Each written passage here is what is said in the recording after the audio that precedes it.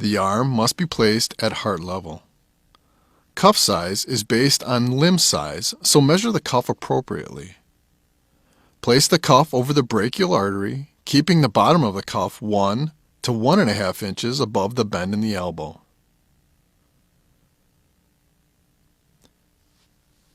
Insert the stethoscope in your ears with earpieces pointing slightly forward. Gently tap on the diaphragm to assure the stethoscope is positioned correctly. Palpate the brachial artery and place the bell of the stethoscope over the brachial artery. Palpate or auscultate the brachial artery while inflating the cuff to 30 millimeters of mercury above the loss of the pulse. Deflate the cuff at a rate of 2 to 3 millimeters per mercury per second. Too fast or too slow of a deflation results in missing sounds and inaccurate readings. The systolic pressure is recorded when you hear at least 2 consecutive sounds, and the diastolic pressure is recorded when the sound becomes muffled.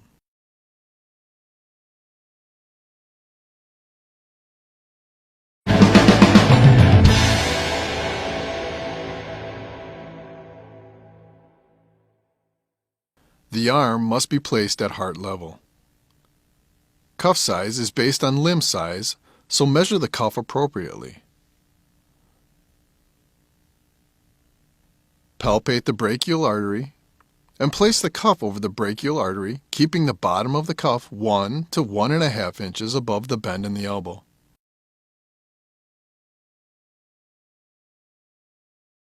Palpate the brachial or radial artery while inflating the cuff to 30 millimeters of mercury above the loss of the pulse.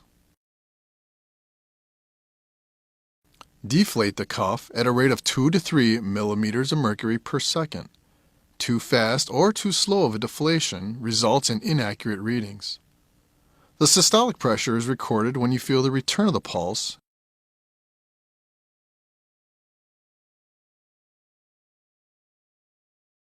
and it's recorded as the number over P.